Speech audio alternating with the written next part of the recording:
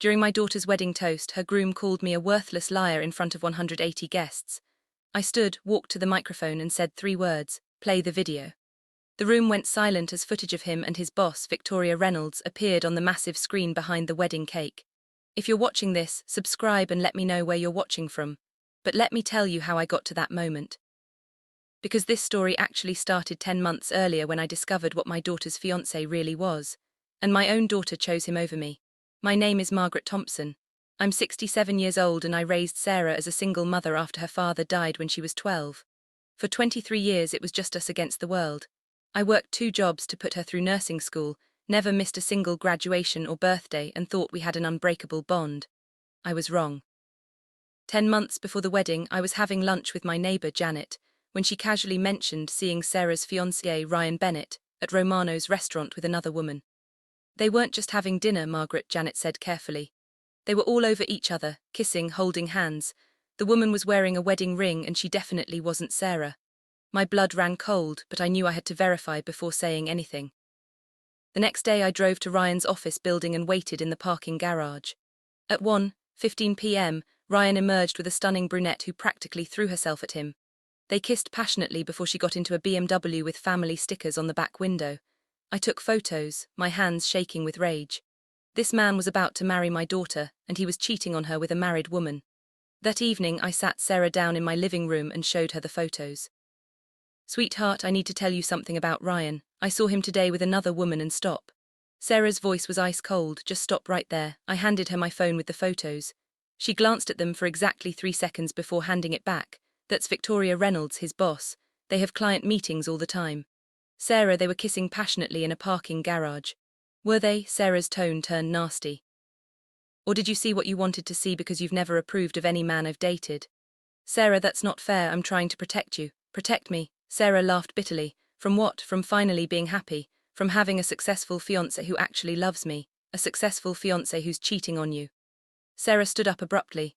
"You know what, Mom? I'm done. I'm done with your jealousy, your constant criticism, your need to control every aspect of my life. I'm not trying to control you, I'm trying to save you from making a terrible mistake. The only mistake I made was thinking you could be happy for me." Sarah grabbed her purse.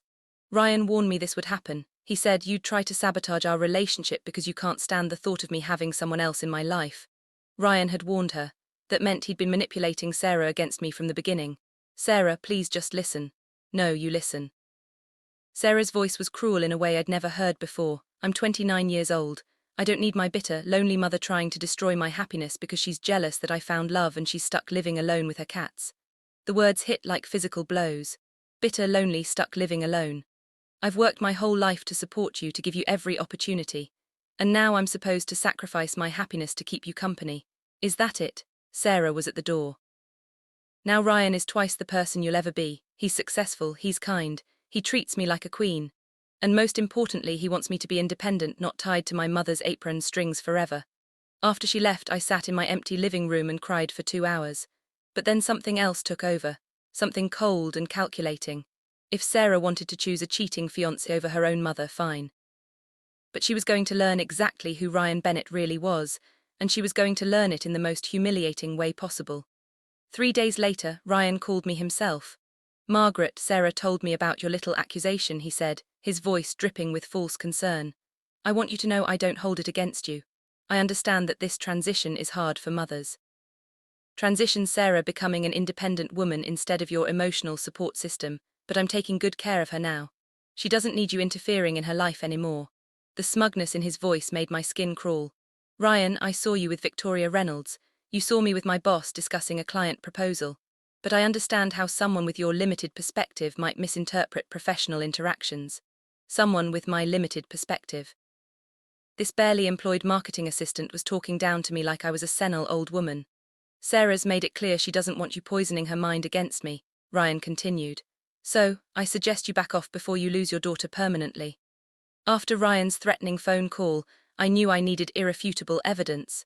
But what happened next made me realize just how completely my daughter had been turned against me. 2 weeks after our confrontation, Sarah called asking for money. Not apologetic call to reconcile, just a demand for cash. "I need $5,000 for wedding expenses," she said without even saying hello. Sarah, we haven't spoken since you tried to sabotage my relationship with lies. Yeah, I remember. Her voice was sharp. Ryan says I should give you a chance to show you support our marriage despite your behavior. Ryan says everything was Ryan says now if you want to discuss money, maybe we should talk about what I saw, what you thought you saw, Sarah interrupted. Ryan explained everything. Victoria Reynolds is married to his college friend David, they're close family friends. The kiss you saw was a friendly greeting, but your dirty mind twisted it into something inappropriate. The lie was so smooth, so practiced. Ryan had prepared for this. Sarah, I know what I saw, you know what you wanted to see. Ryan says older often become paranoid and suspicious when they feel threatened by younger relationships. Older women paranoid, suspicious. These weren't Sarah's words. This was Ryan's poison dripping from my daughter's mouth. I'll transfer the money, I said quietly, but I want to meet with both of you to discuss the wedding plans. Actually, we don't need your input on the wedding, Sarah replied coldly. Just your checkbook, just your checkbook. My own daughter had just reduced me to a source of funding, but I transferred the money anyway because I was already forming a plan. Over the next 8 months, the pattern became clear. Sarah would call every few weeks demanding money, always for Ryan's ideas, always delivered like I owed them something. The down payment for their house, $15,000. Ryan's credit card debt that was affecting their mortgage application, $8,000. The engagement party that I wasn't invited to plan, $4,000. Each time I sent money, I got colder treatment. Sarah stopped visiting entirely. She stopped calling just to chat. Our relationship became purely transactional. She wanted money, I provided it, she disappeared. Meanwhile, I hired Marcus Webb's investigation firm to document everything. What they found made my earlier suspicions look like child's play. Margaret Jennifer Walsh, my lead investigator, said during our 4th meeting, Ryan Bennett and Victoria Reynolds aren't just having an affair, they're running a sophisticated con game. She spread photos across my kitchen table. Ryan and Victoria at expensive restaurants, romantic getaways, jewelry stores, all paid for with money I'd given Sarah. Look at this, Jennifer pointed to credit card statements. Every major wedding expense Ryan claimed to need money for was actually used to finance his affair. The engagement party money paid for a weekend in Napa with Victoria. The house down payment used for a Bermuda vacation while he told Sarah he was at a work conference. But the house, they got a different loan through Victoria's connections. Your money never went toward the house. It went toward maintaining Ryan's double life. The evidence was overwhelming. Hotel receipts, restaurant charges, jewelry store purchases. Ryan had taken nearly $40,000 of my money and used it to wine and dine his married mistress while my daughter planned their wedding. But the worst was yet to come. Jennifer showed me social media posts that made my blood boil. Victoria Reynolds has been posting about her mystery boyfriend for months, Jennifer said, pulling up Instagram photos. Look at this bracelet she's wearing in this post from 3 months ago. Now look at this receipt from the jewelry store. The receipt was dated the same day I'd wired Sarah money for emergency car repairs. Ryan had taken my money and bought his mistress a $1,200 bracelet. There's more, Jennifer continued. We've documented them mocking your daughter openly. Victoria posted this photo at a restaurant with the caption, "Dinner with my favorite charity cases, Sugar Daddy." Charity cases, Sugar Daddy. They were laughing at Sarah behind her back while spending my money. Margaret, there's something else you need to know. Victoria Reynolds isn't happily married. She and her husband, David, are separated. She's been using Ryan to make David jealous while Ryan uses her to advance his career.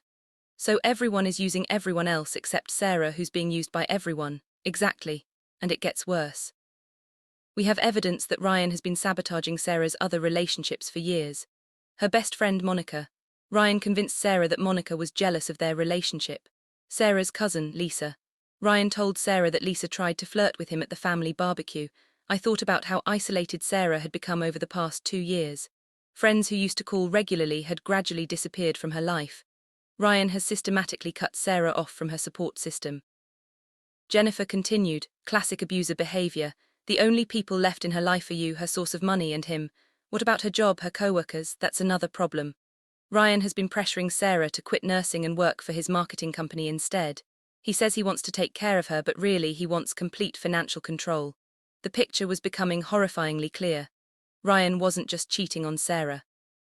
He was isolating, manipulating, and financially abusing her, and she was so completely under his spell that she'd chosen him over her own mother. That evening I called Sarah one more time. I need to tell you something important about Ryan. I began carefully. God, here we go again. Sarah sighed dramatically. Ryan said you'd probably try this again closer to the wedding. He says it's typical behavior for controlling mothers. Sarah, I have proof. Proof of what? That you're so pathetically lonely that you'll make up lies about my fiancé. Sarah's voice was vicious. Do you know how embarrassing it is to have a mother who's so jealous of her daughter's happiness that she invents conspiracy theories? I have photographs, financial records, documented evidence. I don't care if you have a signed confession from God himself. Sarah snarled. Ryan is the best thing that ever happened to me, and if you can't accept that, then maybe you shouldn't come to the wedding at all. The threat hung in the air between us. Are you uninviting me from your wedding? I'm giving you a choice. Drop this obsession with Ryan, apologize for your behavior and act like a normal mother. Or stay home and live with the fact that you chose paranoid delusions over your daughter's happiness. I made my choice that night. If Sarah wanted to learn the truth about Ryan the hard way, I'd make sure she learned it in front of everyone who mattered to both of them.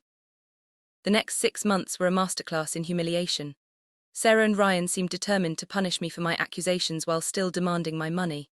They created a wedding dynamic where I was simultaneously essential as the primary financier and excluded as the unwelcome mother. Ryan, in particular, took every opportunity to remind me of my place in their new hierarchy. At the engagement party I'd paid for but wasn't allowed to plan, Ryan gave a toast that made my skin crawl. I want to thank everyone who supported Sarah and me, he said, raising his champagne glass. Especially those who have shown their support in concrete ways, even when they had concerns about our relationship. The emphasis on concerns was clearly directed at me. Several people glanced in my direction as uncomfortable laughter rippled through the crowd. It takes real maturity, Ryan continued, to put aside personal feelings and support your daughter's choices. Even when those choices challenge your need for control, he was publicly humiliating me while thanking me for paying for the party. The audacity was breathtaking. Sarah beamed at him adoringly, completely missing the cruelty of what he'd just done. Later that evening, as I helped clean up the venue I'd paid for, Ryan cornered me in the kitchen. I want to thank you personally, Margaret, he said with that practiced smile. Writing all these checks must be hard when you disapprove so strongly of the recipient. I support my daughter's happiness, I replied carefully. Do you? Because from where I stand it looks like you're trying to buy your way back into her good graces after behaving so poorly. The manipulation was expertly done. He was reframing my financial support as guilt payments rather than generosity. Sarah knows I love her. Sarah knows you tried to destroy her relationship with lies, Ryan corrected smoothly. But she's graciously decided to give you a chance to make amends. Don't waste it. 2 months later, at the bridal shower that cost me $3,000, Ryan's mother, Patricia, made sure I understood my place in the family hierarchy. Margaret, you must be so proud of Sarah for growing into such an independent woman, Patricia said loud enough for half the room to hear. Ryan has been so good for her self-confidence. She's finally learning to trust her own judgment instead of relying on others to make decisions for her. The implication was crystal clear. Sarah's independence from me was a good thing, and Ryan deserved credit for it. Of course, it can't be easy watching your daughter outgrow the need for maternal guidance, Patricia continued with fake sympathy. But you should be proud that you raised a daughter strong enough to choose her own path. Even when that path leads away from family drama, they turned my concerns about Ryan's faithfulness into family drama that Sarah had heroically overcome. But the worst humiliation came 3 weeks before the wedding at the rehearsal dinner. A dinner I'd paid for, but had no say in planning. Ryan stood to give another one of his polished speeches, and I knew from his expression that I was about to be publicly dressed down again. Tomorrow, Sarah and I start our life together as a family, he began. But tonight, I want to acknowledge all the people who helped us get here, especially those who learned to put Sarah's happiness above their own comfort zones. Again, the pointed look in my direction. It's not easy for some people to watch the ones they love make independent choices, Ryan continued. There's a natural instinct to try to control situations, to manufacture problems when none exist, to create drama as a way of staying relevant. The room was dead quiet. Everyone understood exactly who he was talking about. But Sarah and I have learned that the strongest relationships are built on trust, not suspicion, on supporting each other's dreams, not tearing them down with paranoid accusations. Paranoid accusations. He was describing my evidence of his affair as paranoia.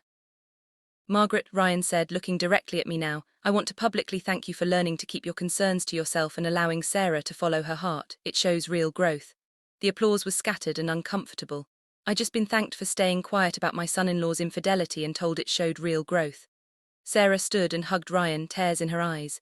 "That was beautiful, baby. You're so good at forgiveness, as if I'd been the one who needed forgiving." After dinner, as guests filed out, I found myself alone with Ryan near the bar. "Enjoying yourself, Margaret?" he asked pleasantly. "You're very good at this," I said quietly. "Good what? Making me look like the villain while you play the magnanimous hero." Ryan's smile widened. "I have no idea what you mean. I'm just grateful that you've stopped trying to sabotage our relationship for now." Something dangerous flickered in his eyes. "Let me be very clear about something, Margaret. Sarah is my wife now in every way that matters. Her loyalty is to me, not to you. If you try to cause problems after we're married, you'll find yourself completely cut off from both of us. And if you continue cheating on her, then I guess we'll see who she believes," Ryan replied smoothly. "Her loving husband or her bitter, jealous mother who's already tried to break us up once with lies." He walked away, leaving me standing alone at the bar I'd paid for at the rehearsal dinner I'd funded, surrounded by people who just watched my son-in-law publicly humiliate me for trying to protect my daughter. But Ryan had no idea what was coming for him tomorrow. The USB drive in my purse contained 8 months of evidence that would destroy his carefully constructed facade. And this time, there would be no room for manipulation or gaslighting. Tomorrow everyone would see exactly who Ryan Bennett really was. The morning of the wedding brought one final insult that made my resolve unshakable. Sarah called me at 7 a.m. while I was getting ready. "Mom, we need to talk about your behavior today," she said without preamble. "Good morning to you too, sweetheart. I'm serious. Ryan and I discussed it and we're concerned about you making a scene." "What kind of scene?" "The kind where you bring up your ridiculous conspiracy theories about Ryan cheating. The kind where you embarrass our family in front of 180 guests. Our family. I was no longer part of our family. Sarah, I haven't mentioned Ryan's affair in months because there is no affair." Sarah's voice rose sharply. "And if you so much as hint at that nonsense today, if you say one word that spoils my wedding, I will never speak to you again." The threat was delivered with cold finality. "Do you understand me, Mother? Not one word, not one look, not one passive-aggressive comment. You will smile, you will be supportive, and you will keep your mouth shut. And if I don't, then you can find yourself a new daughter because I'll be done with you forever." She hung up without saying goodbye. An hour later, Ryan called with his own set of instructions. "Margaret, Sarah's pretty upset about your potential for drama today," he said with fake concern. "I convinced her to give you one more chance, but I need your word that you'll behave appropriately." "Appropriately according to whom?" "According to the bride and groom whose wedding you're attending. The bride and groom who have been generous enough to include you despite your previous behavior. Generous enough to include me at the wedding I was paying for. What exactly do you need my word about, Ryan? That you'll be gracious and supportive today. That you'll celebrate our marriage instead of trying to sabotage it. That you'll act like a mother who loves her daughter instead of a bitter woman who can't let go of her control issues." The psychological manipulation was masterful. Everything was framed as my failing, my problem, my need to change. "And if I give you my word, then we can all move forward as a family. Sarah really wants you in her life, Margaret, but not if you're going to be a source of negativity and drama." "I understand perfectly," I said. "Good. See you at the ceremony." After he hung up, I sat in my kitchen and smiled for the first time in months. They wanted to ensure I wouldn't cause drama at their wedding. They were so confident in their ability to control and manipulate me that they demanded guarantees of my silence. They had no idea they'd just given me permission to do exactly what I'd been planning all along. The wedding ceremony was held in the country club's rose garden. And I have to admit, Sarah looked absolutely radiant. Whatever else Ryan was, he'd made her feel beautiful and loved. That would make what was coming even more devastating. I sat in the 3rd row, exactly where the seating chart had placed me. Not in the front row where mothers typically sit, but close enough to watch Sarah's face when she realized what kind of man she'd married. The ceremony was traditional and beautiful. Ryan's vows were particularly eloquent, promising to love, honor, and cherish Sarah above all others, and to forsake all others for her alone. The hypocrisy was breathtaking. Ryan was promising fidelity to Sarah while carrying on an affair with Victoria Reynolds, using money meant for their future together to fund his deception. During the reception cocktail hour, I mingled politely with guests, many of whom eyed.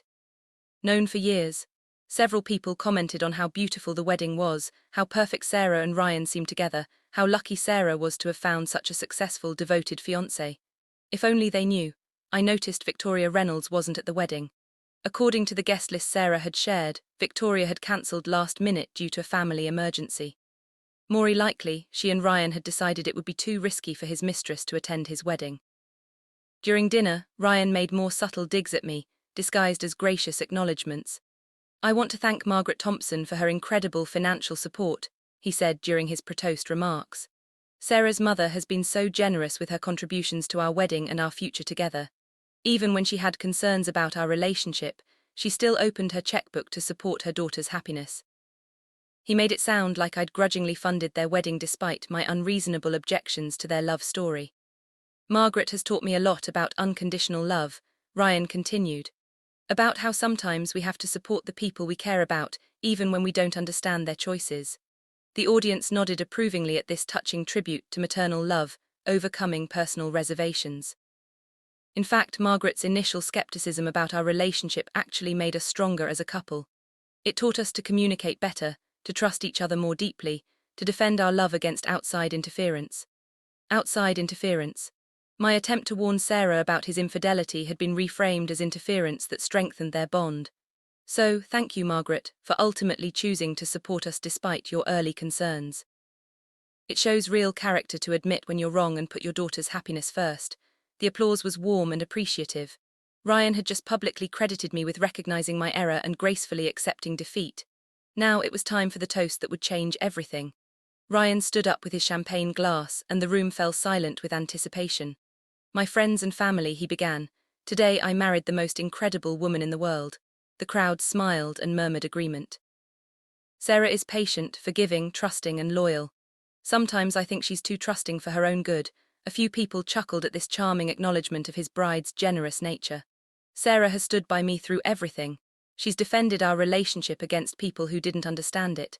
She's chosen to trust me even when others tried to plant seeds of doubt." His eyes found mine across the room. "My beautiful wife has shown me what real loyalty looks like. She's proven that some people will always choose love over suspicion, trust over paranoia, hope over fear." The audience was completely engaged, hanging on every romantic word. In fact, Sarah's faith in me has been so complete that I could probably get away with anything. A few uncomfortable chuckles rippled through the crowd at this odd turn of phrase. Lucky for her, she married a man of integrity, a man who would never betray her trust or take advantage of her generous spirit. Ryan raised his glass higher. "But let's be honest, we all know women like Margaret Thompson who see deception everywhere they look. Women who can't accept their daughter's happiness and will invent any story, spread any lie, shed any crocodile tear to maintain control." The room went very quiet. This was no longer a romantic toast. Fortunately, Sarah is too smart to fall for emotional manipulation, too strong to be controlled by someone else's paranoid delusions, too loving to believe that the people closest to her are capable of such elaborate deceptions. He was looking directly at me now. "So here's to my wife, who knows the difference between a loving mother's concern and a bitter woman's jealousy. Here's to Sarah, who chose truth over lies, love over manipulation." He paused for dramatic effect. "And here's to all the worthless liars in this room who tried to come between us with their fake tears and pathetic attempts at control. You failed." The silence was deafening.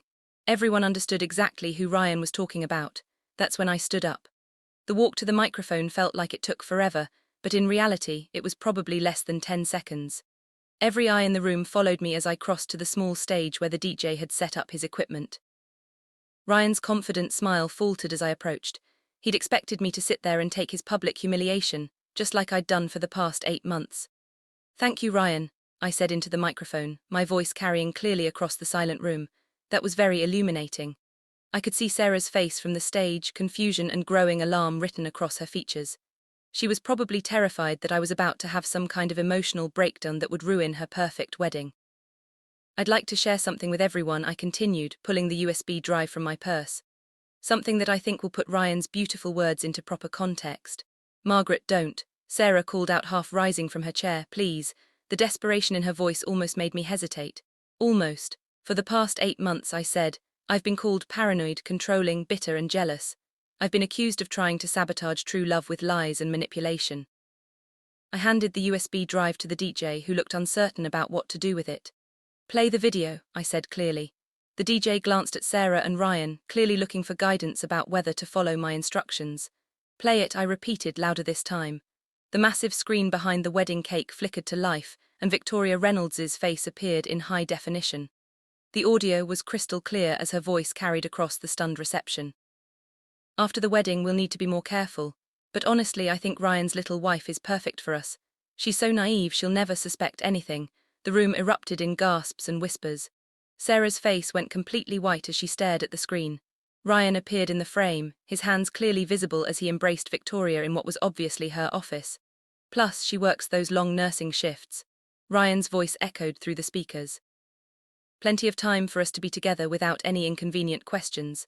I watched Sarah's expression transform from confusion to horror to devastating understanding as the video continued. And Margaret keeps writing those checks. Victoria continued with a laugh. It's like having our own personal ATM. Sarah asks for wedding money. Ryan takes it from her account and we get to spend it on ourselves. On screen, Ryan kissed Victoria passionately before pulling out his phone. Speaking of spending Margaret's money, he said with a grin, "Wait until you see what I'm giving Sarah at the wedding tomorrow." The camera zoomed in on Ryan's phone screen showing a jewelry website order confirmation for a diamond pendant necklace. "You're giving her the same necklace you gave me." Victoria laughed delightedly. "Bought with her mother's money. No less. Sarah will think it's the most romantic gesture ever. She has no idea her special wedding gift is identical to yours." The crowd was completely silent now, transfixed by the horror unfolding on screen. "The best part," Ryan continued, "is that after tomorrow, Sarah will be legally bound to me. If Margaret ever tries to interfere again, I can cut her off completely, and Sarah will have to choose between her husband and her psychotic mother." "And we both know who she'll choose," Victoria replied. "Exactly. Sarah's already proven she'll choose me over Margaret every time. The woman could catch us in bed together, and Sarah would find a way to blame her mother for misunderstanding the situation." They both laughed as if this was the funniest joke in the world. I looked at Sarah, who was sitting frozen in her wedding dress, staring at the screen where her new husband was casually discussing his plans to isolate her from her family while continuing his affair with another woman. The necklace Ryan had given her during his toast, the one that supposedly represented his deep love and commitment, lay on the table where she dropped it, now revealed as nothing more than a duplicate of a gift he'd already given his mistress. Ryan lunged toward the DJ equipment, but Sarah's stepfather and 2 groomsmen blocked his path. "Let it play," Sarah said quietly, her voice somehow carrying across the entire room despite barely being above a whisper.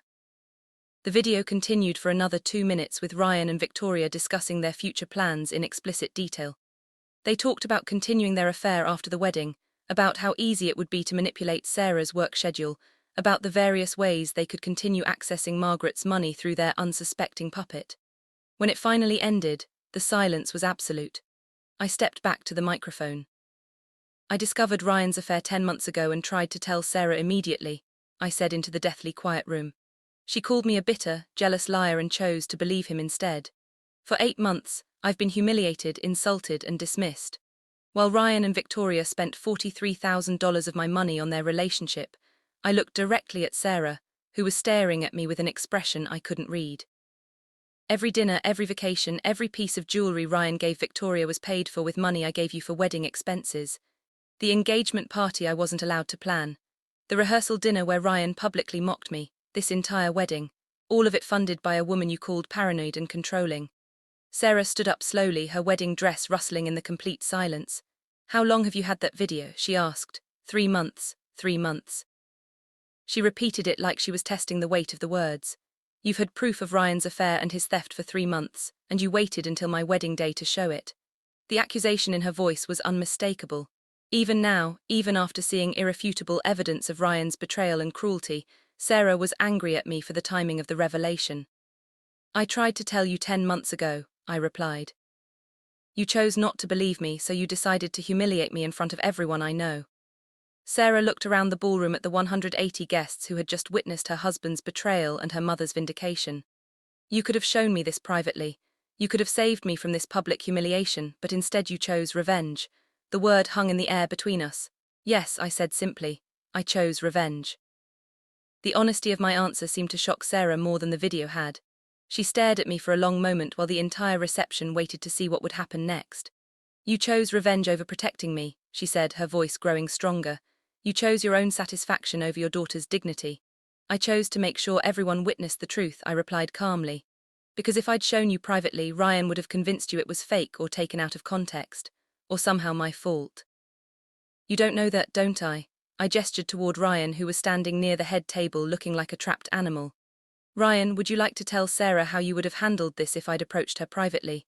Ryan's face was flushed with rage and humiliation, but he was smart enough to keep his mouth shut. Let me guess, I continued. You would have told her the video was doctored. That Victoria and I conspired to destroy your relationship, that this was all an elaborate setup by her controlling mother who couldn't bear to see her daughter happy. I could see from Ryan's expression that I'd hit the mark exactly. And Sarah, because you love him and because you've spent 10 months believing I'm a jealous, bitter woman, you would have chosen to believe him over the evidence of your own eyes. Sarah opened her mouth to deny it, then closed it again. We both knew I was right. So yes, I said, I chose to present the evidence publicly where Ryan couldn't manipulate the narrative, and you couldn't rationalize it away. I chose to make sure that everyone who witnessed his treatment of me over the past 8 months also witnessed the truth about who he really is. I looked around the room at the stunned faces of family and friends who had watched Ryan mock and humiliate me at every wedding-related event. For 8 months, you've all watched Ryan paint me as a controlling, paranoid mother who couldn't accept her daughter's happiness. You've watched him publicly thank me for my generosity while privately calling me a bitter old woman. You've watched Sarah choose him over me again and again because you all believed his version of the story. The guests were looking uncomfortable now, probably remembering their own reactions to the various public humiliations I'd endured. Well, now you know the truth. Every check I wrote, every insult I endured, every time I was told to keep my mouth shut and stop being dramatic, all of it was while Ryan was stealing my money to fund his affair. Sarah was crying now, but whether from anger, humiliation, or betrayal I couldn't tell. The wedding is over, she announced to the room, her voice shaking but clear. Thank you all for coming, I'm sorry you had to witness this. The guests began filing out in uncomfortable silence. Some stopping to offer awkward condolences to Sarah, others shooting angry looks in my direction. Within 30 minutes the ballroom was nearly empty except for immediate family. Sarah's stepfather approached me with a grim expression. Margaret, that was brutal, he said quietly. Necessary, maybe, but brutal. Yes, it was. Sarah's going to need time to process all of this. The betrayal, the public humiliation. The financial fraud, she's going to be angry at everyone for a while. I nodded, understanding that everyone included me. Where's Ryan? I asked. Gone. He slipped out during the exodus without saying a word to anyone. Left Sarah sitting there in her wedding dress. Of course he had. Ryan was a coward who'd only been brave when he thought he had all the power. I looked across the room at Sarah, who was surrounded by her bridesmaids and a few close relatives. She looked lost and broken in her grandmother's wedding dress, clutching tissues as people tried to comfort her. My phone buzzed with a text message from an unknown number. This isn't over, Ryan. I smiled and typed back, yes it is. Then I forwarded Ryan's threatening text to Jennifer Walsh, my investigator. If Ryan wanted to continue playing games, he'd discover that I still had plenty of evidence I hadn't shared yet. The video shown at the wedding was just the beginning of what I'd collected over 8 months of investigation. As I gathered my things to leave, I wondered if Sarah would ever forgive me for choosing public vindication over private protection. I wondered if our relationship could survive the combination of her humiliation and my satisfaction at being proven right. But as I walked out of the country club, leaving behind the ruins of what should have been Sarah's perfect wedding day, I realized I didn't regret my choice. For 8 months, I'd been treated like a crazy old woman whose concerns didn't matter. I'd been publicly mocked, privately threatened, and systematically excluded from my daughter's life, all while funding the very affair I'd tried to warn her about. Sarah had chosen to believe Ryan's lies over her mother's love. She'd chosen his manipulation over my protection, and she'd made me pay for the privilege of being dismissed and humiliated. So yes, I'd chosen revenge over mercy. I'd chosen public vindication over private discretion. And watching Ryan's face as his carefully constructed lies crumbled in front of 180 witnesses had been worth every uncomfortable moment that would follow. Sometimes the truth needs an audience to be truly heard. And sometimes a mother's love looks like letting her daughter's choices play out publicly, so everyone can see who was really telling the truth all along. 3 days after the wedding disaster, Sarah finally called me. Her voice was flat, emotionless in a way that scared me more than screaming would have. I need the financial records, she said without preamble. Everything you have on Ryan's theft. Of course, do you want me to bring them over or email them? I don't want to see you right now. The line went quiet except for her breathing. Sarah, I know you're hurt. Her laugh was bitter. Mom, I just discovered that my husband married me to access your money while continuing an affair with his boss. Hurt doesn't begin to cover what I'm feeling. I tried to tell you. Yes, you tried to tell me. And when I didn't listen, you decided to teach me a lesson in the most humiliating way possible. Her voice cracked slightly. Do you have any idea what it's like to have 180 people watch you realize your entire relationship was a lie? I closed my eyes, finally understanding the full weight of what I'd done. I'm sorry about the public humiliation. But Sarah, if I'd shown you privately, we'll never know, will we? Because you didn't even try. Sarah took a shaky breath. Just send me everything. Ryan's lawyer called this morning demanding a meeting. Apparently he wants to work things out and avoid the scandal of an immediate annulment. You're not seriously considering? Of course not, but I need ammunition when I meet with my attorney this afternoon. Sarah paused. Mom, there's something else. I called the bank yesterday to check our joint accounts. Ryan cleaned them out Sunday morning. $47,000 gone. My blood ran cold. He stole your savings too. Everything we had together, plus money I'd been saving separately that he somehow accessed. Sarah's voice was getting shakier. The house we just bought, he put it in his name only, claiming it was for tax purposes. I have nothing. No money, no house, no job since I quit to plan the wedding. The calculated cruelty was breathtaking. Ryan hadn't just stolen my money. He'd systematically stripped Sarah of every financial resource before abandoning her. Sarah, you can stay here while you figure things out. No, the word was sharp, final. I can't be around you right now. Every time I look at you, I remember that you let me make a fool of myself for months when you could have prevented it. Sweetheart, I was trying to protect you. You were trying to prove you were right. There's a difference. Sarah's voice was cold again. Just send the files, and Mom, don't call me. When I'm ready to talk, I'll call you. She hung up, leaving me staring at my phone in my empty kitchen. That evening I spent 3 hours organizing every piece of evidence Jennifer Walsh had collected. Financial records, photographs, video files, documented timelines of Ryan's deception. It painted a picture of calculated fraud that went far beyond a simple affair. As I prepared the files for Sarah, I realized something that made my stomach drop. If Ryan had been this methodical about stealing from both Sarah and me, what were the chances this was his first time running such a comprehensive con? I called Jennifer Walsh immediately. Jennifer, I need you to dig deeper into Ryan's background. Before Sarah, before Victoria Reynolds, I want to know if this is a pattern. I can do that, but it'll take some time. What specifically are you looking for? Other victims? Other relationships that ended with mysterious financial problems? Other women who probably thought they were crazy for suspecting something was wrong? Margaret, that's a much larger investigation. Are you sure you want to go down this road? I thought about Sarah's voice, broken and defeated, telling me she had nothing left. I'm sure if Ryan has done this before, his victims deserve to know they weren't crazy. And if he's planning to do it again, someone needs to stop him. 2 weeks later, Jennifer called with news that made everything click into place. Margaret, you need to sit down for this. Ryan Bennett isn't just a cheater and a thief, he's a professional con artist. Jennifer's investigation revealed that Ryan Bennett had been running variations of the same con for over 5 years, always targeting women with financial resources, always using the same playbook of isolation, manipulation, and systematic theft. His real name is Ryan Hoffman, Jennifer explained as we sat in my living room. Documents spread across the coffee table. Bennett is an alias he's been using for the past 3 years. An alias complete with fake employment history, fabricated references, even a fraudulent college transcript, the marketing company he claimed to work for. He was never actually employed there. Victoria Reynolds was his inside connection who helped him maintain the illusion. I stared at the employment records trying to process what this meant. So when Sarah met him, she met a completely fictional person.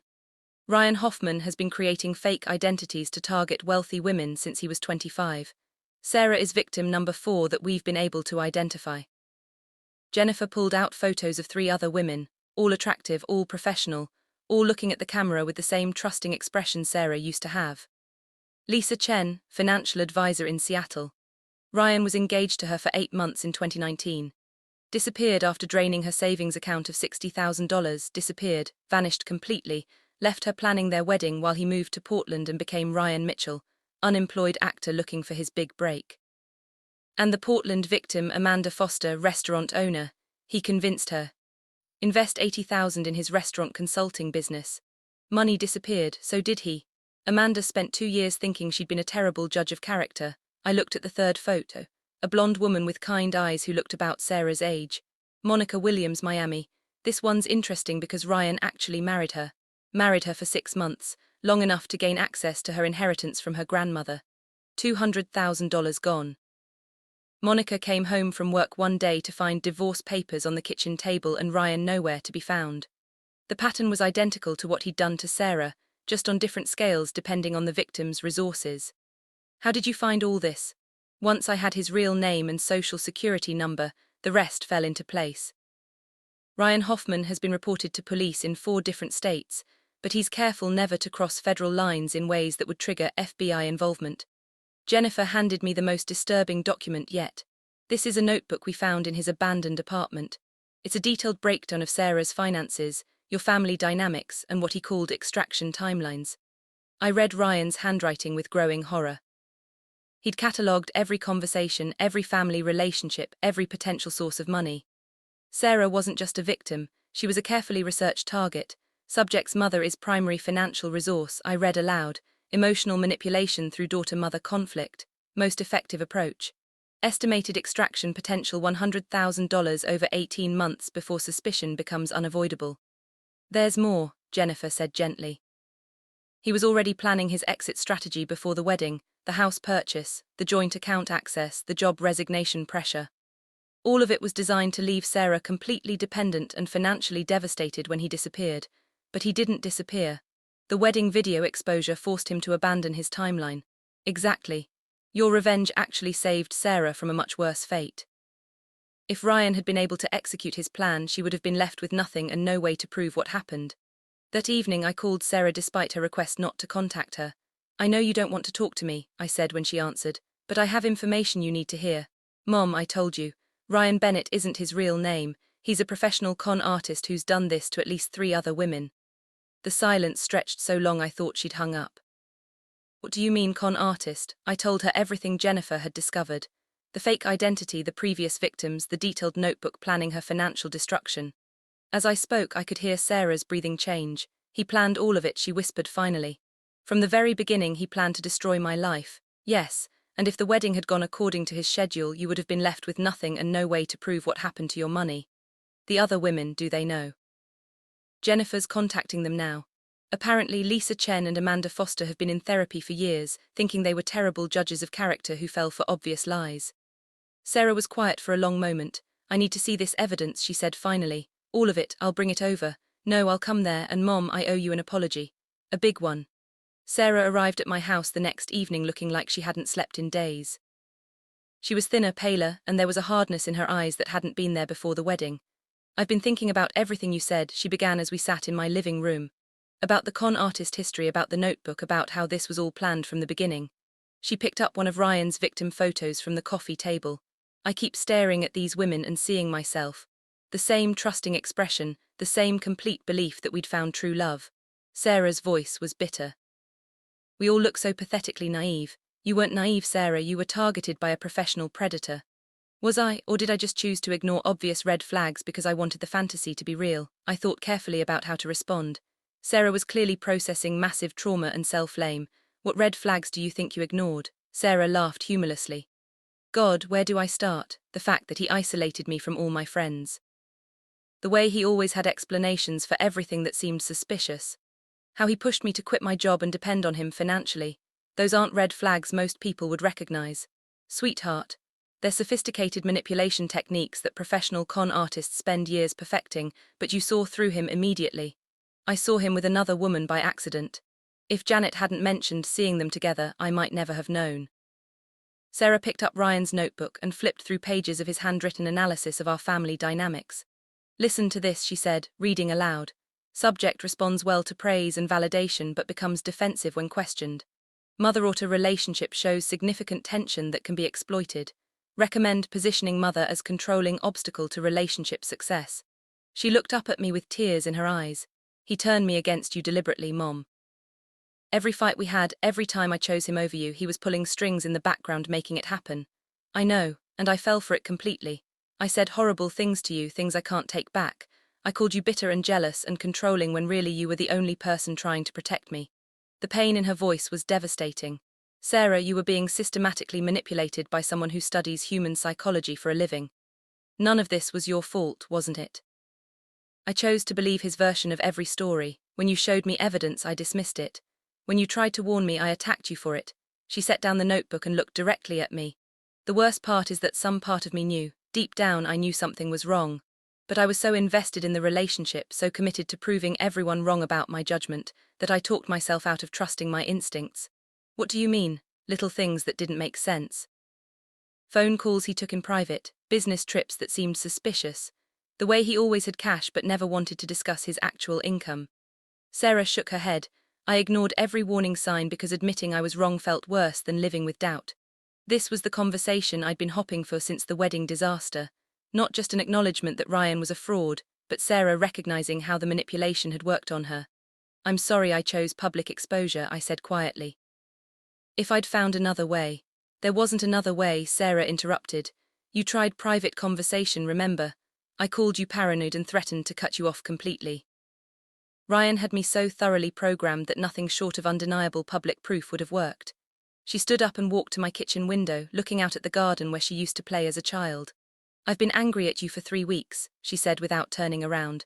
Furious that you humiliated me in front of everyone, but reading Ryan's notebook, seeing how calculated everything was, I realized you saved my life. Sarah, no, let me finish. If you hadn't exposed him at the wedding, he would have disappeared with everything I had. My savings, my house, my job, my self-respect. I would have been left with nothing and no way to prove what happened. She turned back to face me. Instead, I have 180 witnesses to the truth. I have video evidence of his fraud. I have financial records showing exactly how he stole from both of us. Thanks to your revenge, I actually have a chance to recover from this. For the first time since the wedding, Sarah smiled. It wasn't a happy smile, but it was genuine. Plus, watching his face when that video started playing was pretty satisfying. 2 months after the wedding disaster, Jennifer Walsh called with news that changed everything again. Margaret, you need to get Sarah and meet me at my office immediately. We've discovered something about Ryan that makes his previous cons look like petty theft. Sarah and I drove to Jennifer's office in tense silence. Our relationship was still fragile, built on mutual trauma and shared rage rather than healed trust. Jennifer's office was packed with boxes of documents, computers displaying financial records, and a whiteboard covered in what looked like a complex crime timeline. Ladies, Ryan Hoffman has been busier than we thought, Jennifer began without preamble. We've now identified 7 victims across 5 states, and the total theft exceeds $1.2 million. Sarah gasped. $1.2 million, that's not even the worst part. Ryan wasn't working alone. Victoria Reynolds was his full partner, and they've been running this operation for 8 years. Jennifer pulled up photographs on her computer screen showing Ryan and Victoria with different hair colors, different clothing styles, even different names. They call themselves Ryan Mitchell and Sarah Johnson in Portland, David Bennett and Victoria Smith in Seattle, Michael Foster and Diana Williams in Phoenix. Always a different combination, always targeting affluent singles or couples. Couples, I asked, that's their specialty. They identify wealthy couples with relationship issues. Then Ryan seduces the wife while Victoria becomes the husband's confidant. Both victims end up isolated from their support systems while the con artists drain their resources. Sarah was staring at the photos in disbelief. So while Ryan was manipulating me, Victoria was manipulating her husband, David, exactly. David Reynolds isn't an innocent victim. He's been Victoria's primary target for 2 years. She convinced him that Ryan was seducing her against her will, that she needed David's help to escape an abusive situation. David has given her over $300,000 to help her start over. The sophistication was breathtaking. While I'd been focused on Ryan's affair, I'd completely missed that Victoria was running an equally complex con on her own husband. But David filed for divorce, Sarah said. I thought he discovered the affair. He did, but Victoria convinced him that the affair was non-consensual, that Ryan was her boss and she was being coerced. David thinks he's rescuing his wife from a predator. Jennifer pulled up bank records showing massive transfers from David Reynolds' accounts to various offshore holdings. Victoria has been positioning herself as the victim of Ryan's manipulation while secretly coordinating every aspect of their operation. When they disappear, which was scheduled to happen right after your wedding, David will discover that his rescued wife has vanished with everything he owns. Jesus, Sarah breathed. How many people are they planning to destroy? Here's where it gets interesting. The FBI has been tracking this operation for 6 months, but they've been having trouble building a case because the victims were scattered across different jurisdictions, and many were too embarrassed to come forward. Jennifer smiled grimly. But your wedding video changed everything. When that footage went public, it connected all the dots for federal investigators. They now have direct evidence of interstate fraud involving multiple victims and sophisticated identity theft. What does that mean for us? I asked, It means Ryan Hoffman and Victoria Reynolds were arrested this morning in Chicago, where they were apparently setting up their next operation. They're facing federal charges that carry sentences of 15 to 20 years each. Sarah sat down heavily processing this information. So they're in jail, federal holding, no bail. And here's the best part. Because this is now a federal case, all of their assets are subject to seizure and recovery. The money they stole from you, from me, from all their victims, we're going to get it back. For the first time since the wedding, Sarah looked genuinely hopeful. All of it, maybe not all, but significantly more than we expected. The FBI has already frozen accounts containing over $800,000 in stolen funds. I felt a weight lift from my chest that I hadn't even realized was there. What happens now? Now you both testify for the federal prosecutor. Help put these predators in prison for a very long time and start rebuilding your lives with the knowledge that justice was served. Jennifer leaned back in her chair. Margaret, your public exposure didn't just save Sarah from financial ruin. It exposed a criminal enterprise that was destroying families across the country. Sometimes revenge is justice wearing a more honest face. 6 months after the wedding disaster, Sarah and I were sitting in federal court watching Ryan Hoffman and Victoria Reynolds receive their sentences. 22 years for Ryan, 18 for Victoria. The judge's words about sophisticated predatory behavior targeting vulnerable victims would echo in my mind for years. As we walked out of the courthouse, Sarah took my arm. The first physical contact we'd had since before her engagement. It's finally over, she said quietly. Are you okay? I'm getting there, therapy helps. The financial recovery helps more. She managed a small smile. Getting back $97,000 tends to improve one's outlook on life. We sat on a bench outside the courthouse, watching normal people go about their normal lives, unburdened by the knowledge of how easily those lives could be destroyed by someone with the right combination of charm and calculation. I need to tell you something, Sarah said, not looking at me. I've been angry at you for 6 months, not because you exposed Ryan, but because you were right about everything and I was wrong about everything. Sarah, let me finish. I was angry because your dramatic revelation made me confront how completely I'd been fooled. It was easier to blame you for humiliating me than to admit that I'd ignored every warning sign and chosen a predator over my own mother. She turned to face me directly, but sitting in that courtroom, listening to 7 other women describe exactly the same manipulation techniques Ryan used on me, I finally understood something. You didn't just save me from financial ruin. You saved me from years of self-blame and gaslighting. What do you mean? If Ryan had disappeared according to his original plan, I would have spent years thinking I was a terrible judge of character who fell for obvious lies. I would have blamed myself for every red flag I missed, every warning I ignored. Sarah pointed toward the courthouse. But because you exposed him publicly, I knew immediately that I was the victim of a professional criminal, not a fool who couldn't see through basic deception.